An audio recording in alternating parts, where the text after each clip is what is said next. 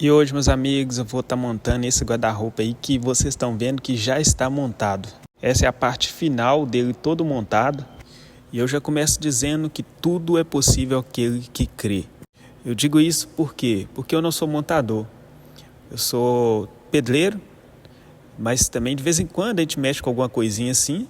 E eu decidi montar esse guarda-roupa. Esse guarda-roupa aí é o Lisboa IS Casa. Ele é um guarda-roupa de 6 portas, 3 gavetas.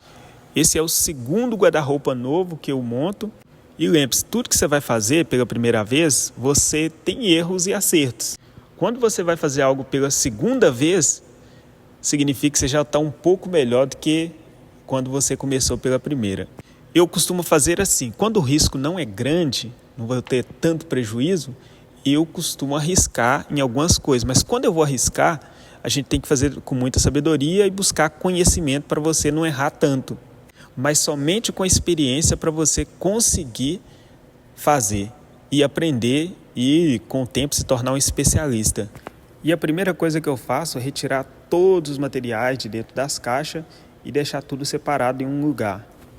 E já lembrando a vocês que eu não estou aqui para poder ensinar, mas sim para mostrar que vale a pena você fazer você mesmo. Porque fazendo você mesmo, você economiza na mão de obra. E dessa vez não teve jeito, da outra também não teve jeito.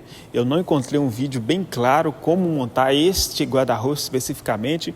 E uma das coisas que vai surgir é as dúvidas. E aí eu tive que ir pelos papéis mesmo. E dessa vez eles mandaram papel, mas na última vez eu tive que olhar num PDF e até chegar olhando para poder montar. E um dos detalhes específicos desse guarda-roupa que é o seguinte, ele é para ser montado no chão, foi o que eu entendi.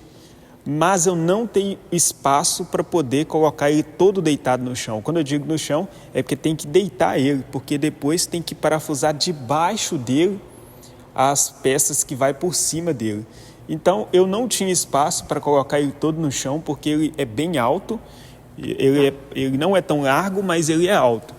Então o jeito que teve foi eu a montar dessa forma mesmo e dando o meu jeito. Depois eu consegui abaixar ele e parafusar o que tem que parafusar. E como todo mundo sabe, tudo que você vai fazer tem seus desafios. E esse aí não foi diferente. Se inscreve aqui no canal, deixe seu like, acompanhe esse vídeo até o final.